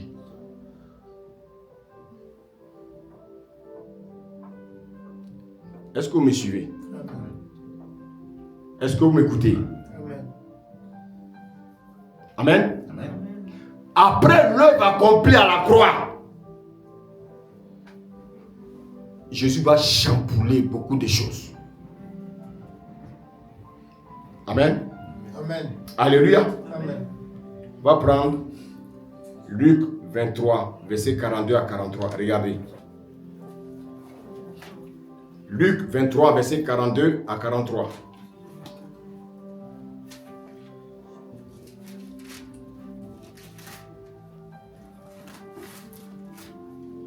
Amen. Amen. Amen. Et il dit à Jésus, souviens-toi de moi. Non, verset 39, pardon, excusez-moi. Verset 39 à 43. L'un des malfaiteurs crucifiés l'injuriait. Donc, Jésus était où? À la croix. Et il y avait deux malfaiteurs. Amen. Il y a un qui l'injuriait, continue. Disant, n'es-tu pas le Christ? Sauve-toi toi-même. Oui. Et sauve-nous. Continue. Mais l'autre le reprenait. Oui. Et disait, oui. ne crains-tu pas Dieu? Ne crains-tu pas Dieu? Toi qui subis la même condamnation. Verset 41. Pour nous, oui. C'est la justice, c'est justice. Oui. Car nous recevons ce qu'ont mérité nos crimes. Ce que tu sèmes, c'est ce que tu récoltes. On ne peut que récolter ce qu'on sème. Amen. Amen. Ils ont sémé, bien aimé, le brigandage. Ils vont s'aimer le brigand, ils vont récolter la prison. Mais il est en train de dire à son frère, là, voleur, là, truand, là, écoute, nous on mérite d'être là, mais cet homme-là, il n'a rien fait de mal. Il ne savait pas. Il y a un qui a eu la révélation que le gars qui est en face là, ce n'est pas un homme normal comme nous. Frère, c'est pour ça qu'il faut être disposé. Amen. Amen. On continue. Verset 42. Et il dit à Jésus, souviens-toi de moi quand tu viendras dans ton règne. Oui. Jésus lui répondit. Jésus répondit. Je te le dis en Suivez vérité. très bien. Oui. Je te le dis en vérité. Oui. Aujourd'hui. Aujourd'hui. Tu seras avec moi. Aujourd'hui. Dans le paradis. Aujourd'hui. Aujourd'hui. Tu seras avec moi où? Dans le paradis. Dans le sein d'Abraham? Dans le paradis. Dans le sein d'Abraham? Dans le paradis. Dans le sein d'Abraham? Le paradis. Paradis. Qu'est-ce que cela veut dire? Frère, écoutez-moi bien. Après le sacrifice de Jésus,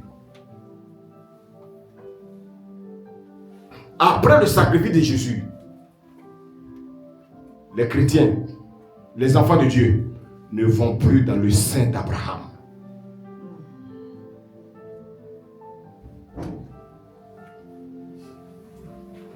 Alléluia. Amen. Alléluia. Amen. Regardez bien. Quand Jésus est mort à la croix, la Bible dit, le rideau s'est déchiré. Et comme le rideau s'est déchiré, on peut maintenant, frères et sœurs, avoir maintenant une relation maintenant avec le Seigneur. Amen. Amen. Et je vais vous dire, je vais confirmer qu'à partir d'aujourd'hui, Jésus a dit aujourd'hui même, c'est-à-dire quoi? Après l'acte de la croix, tous ceux qui sont mes enfants n'iront plus dans le séjour des morts, n'iront plus dans le sein d'Abraham. Donc regardez bien, le sein d'Abraham sera fermé et il va rester seulement le feu de tourment.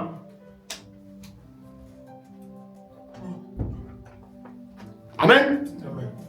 Donc, à partir de maintenant, à cause de l'œuvre de la croix, Jésus, qu'est-ce qu'il va faire?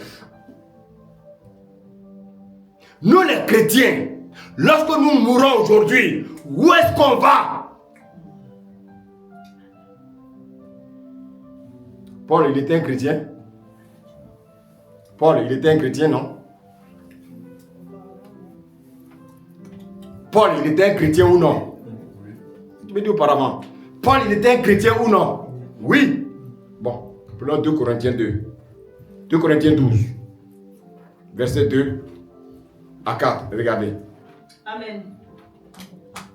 Je connais un homme en Christ. Je connais un homme en Christ. Un homme en Christ, c'est qui? C'est pas un chrétien? Un homme en Christ, c'est pas un chrétien? Amen. Ok, continue. Qui fut, il y a 14 ans, ravi qu'au 3e ciel. Il a été ravi où? Jusqu'au 3e ciel. Il a été ravi où? Retenez bien, il a été ravi où? Jusqu'au 3e ciel. Continue. Si ce fut dans son corps, je ne sais. Si ce fut hors de son corps, je ne sais.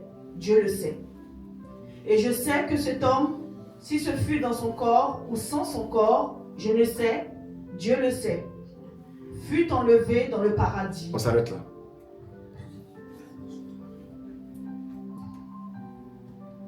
Paul a été enlevé où?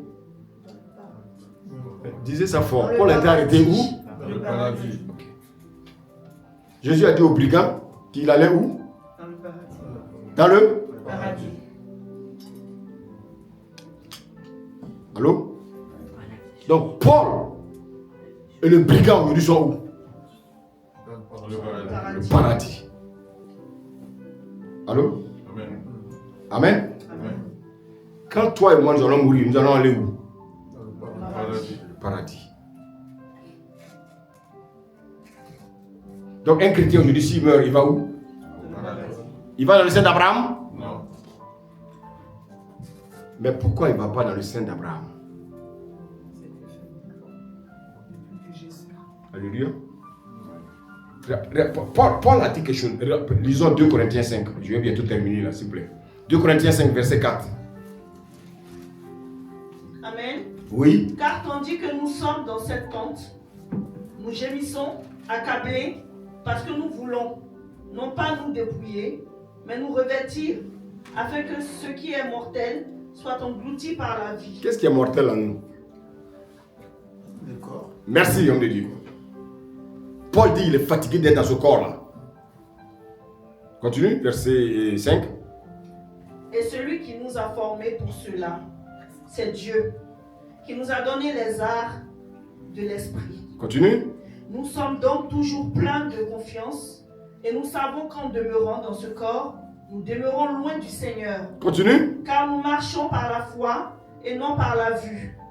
Nous sommes pleins de confiance et nous aimons mieux quitter ce corps et demeurer auprès du Seigneur. Amen. Amen. Je vous pose la question. Comment on peut quitter ce corps-là? Par la mort. Amen. Et on va demeurer auprès de qui? Du Seigneur. Donc demeurer auprès du Seigneur, c'est où? Paradis. Paradis.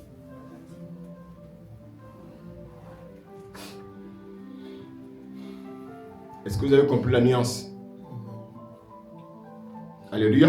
Amen. Donc, Paul dit qu'il a été ravi au troisième. Il a été enlevé au paradis. Donc, le troisième siècle, c'est le paradis. Le troisième ciel, c'est le paradis. Il fait une mise à jour. Le troisième ciel, c'est le paradis. Amen. Amen. Maintenant, pourquoi Jésus est descendu dans les séjours des morts?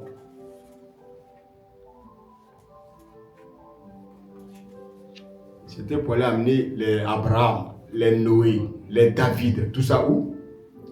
Paradis. Au paradis.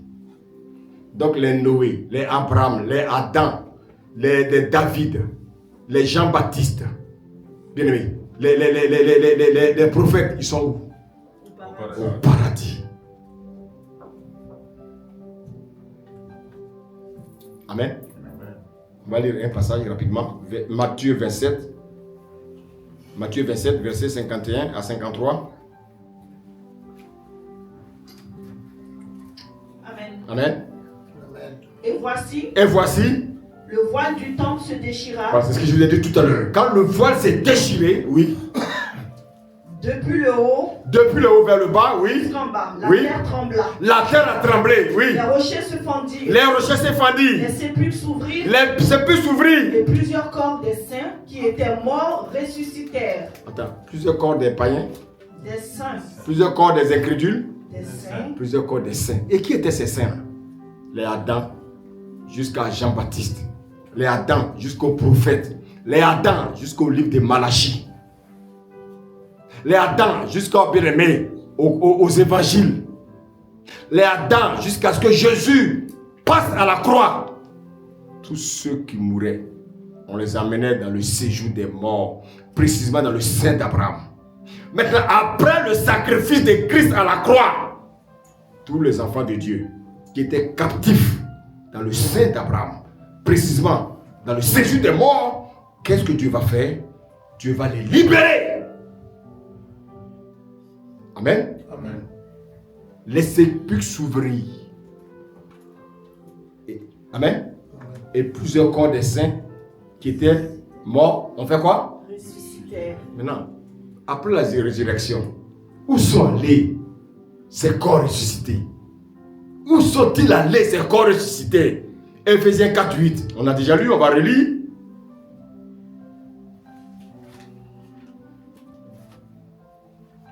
C'est pourquoi il est dit, C'est pourquoi il est dit, étant monté en haut, étant monté en haut, il a emmené des captifs. ah, il a amené qui? Des Et captifs. qui étaient ces captifs? Ceux qui étaient liés par la puissance de la mort, Ceux qui étaient liés par la puissance de la mort, précisément c'était qui? les rachetés, Les rachetés, on peut citer les noms à partir de qui? De Adam jusqu'à Jean-Baptiste, Moïse. Adam, Moïse, les prophètes, jusqu'à tous ceux qui ont vécu au temps bien-aimé des évangiles, au temps de Jésus, ceux qui sont morts, amen, avant la mort de Christ à la croix. C'est ceux qu'on appelait les captifs. C'est ceux qu'on appelle les saints qui étaient captifs dans le sein d'Abraham. Quand Christ est mort à la croix, le troisième jour, la Bible dit quoi? Il est allé, avant de ressusciter, il est allé dans le séjour des morts, où il a passé 3 jours. Il a prêché l'évangile. Il a prêché. Tous ceux qui ont accepté, il est monté avec eux. Amen.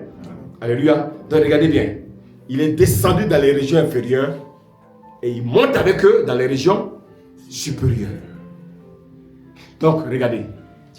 Le séjour des morts, c'est la région inférieure. Le paradis, c'est les régions supérieures. Alléluia. Amen. On l'a lu tout à l'heure. Dans 1 Pierre 3, 18, Christ a souffert une fois pour les péchés, le juste des injustes. On dit, qu'est-ce qu'il va faire? On dit, ayant été mis à mort quant à la chair, mais ayant été rendu vivant quant à l'esprit, dans lequel aussi il est allé prêcher aux esprits en prison. Amen. Alléluia. Frères et sœurs, on dit que Christ est allé prêcher aux vivants, aux morts. C'était ceux-là qui étaient dans le sein d'Abraham. Mais est-ce que ceux qui étaient dans le feu de tourment, est-ce qu'il les a prêché l'évangile? Non.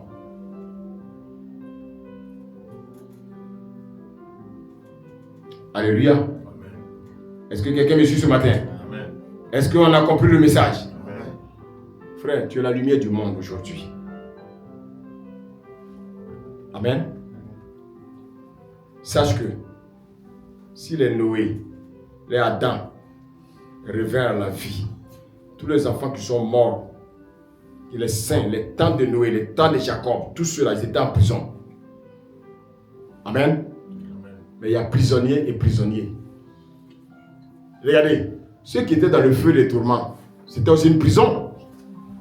Mais regardez, est-ce qu'aujourd'hui, on met un enfant qui a volé une pomme dans un magasin, on le met dans la même prison qu'un violeur? Les violeurs, on les met au blindé. Les tueurs, on les met au blindé. Donc ceux qui étaient dans le feu de tourment, ils sont au blindé. Jésus n'a pas touché le blindé. Amen. Alléluia. Amen. Frères et sœurs, je voulais terminer avec 2 versets. Où se trouve le séjour des morts? Nombre 16, verset 30 à 33. Regardez.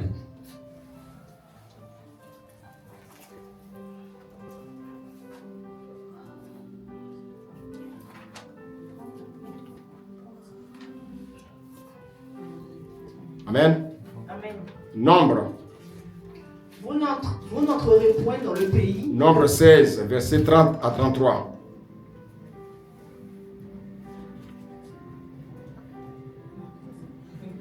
Mais si l'Éternel fait une chose inouïe, si la terre ouvre sa bouche pour les engloutir avec tout ce qui leur appartient, et qu'ils descendent vivants dans le séjour des morts. Ah. Alléluia. Alléluia. Amen. Continue la lecture. Vous saurez alors que ces gens ont méprisé l'Éternel. C'est ça, continue. Comme il achevait de prononcer toutes ces paroles, Oui. la terre qui était sous eux se fendit. Oui. La terre ouvrit sa bouche Oui. et les engloutit, Oui. eux et leurs maisons, Oui. avec tous les gens de Corée Oui. et tous leurs biens. Continue. Ils descendirent vivants. On dit il descendit. Donc, le séjour des morts en. Descend. Donc, c'est où le séjour des morts? Où on amène les morts aujourd'hui? Quand on prend cercueil, on l'amène où? Sous la terre. Le séjour des morts là, c'est sous la terre. Amen. Alléluia. Amen. Donc, le séjour des morts est bien localisé.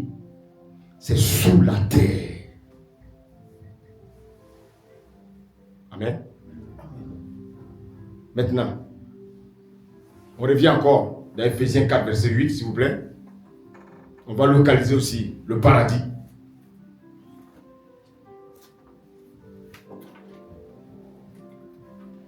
Amen. Amen. C'est pourquoi Oui, il est dit, étant monté en haut, oui, il a emmené des captifs oui. et il a fait des dons aux hommes. Il a fait des dons aux hommes.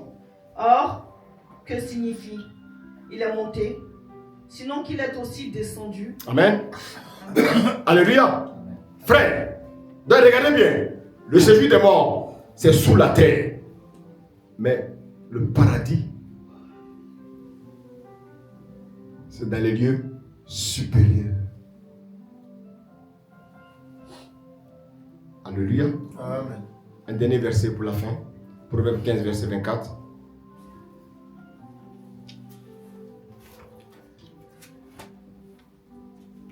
Tous les jours du malheureux sont mauvais, mais le cœur content. Proverbe 15, verset 24.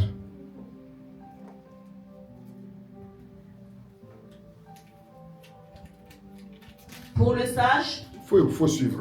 Faut pas lire ce que tu veux. Il faut lire ce que est écrit. Oui, vas-y.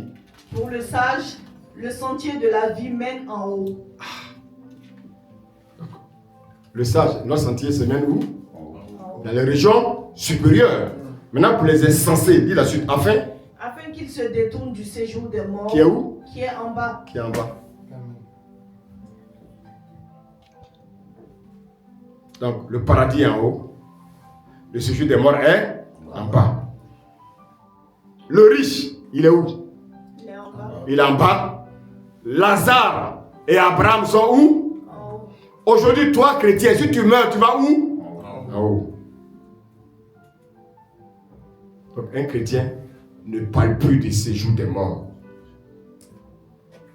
Alléluia. Amen. Ceux qui vont dans le séjour des morts, ce sont nos ennemis. Ceux qui vont dans le séjour des morts, c'est ceux qui ont été incrédules.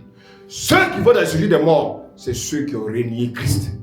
Ceux qui vont dans le séjour des morts, c'est les faux chrétiens. Ceux qui avaient Jésus-Christ dans leur bouche, mais dans leur pratique, ils faisaient des choses abominables. Je vous amène à réfléchir ce matin. Dans quel camp es-tu?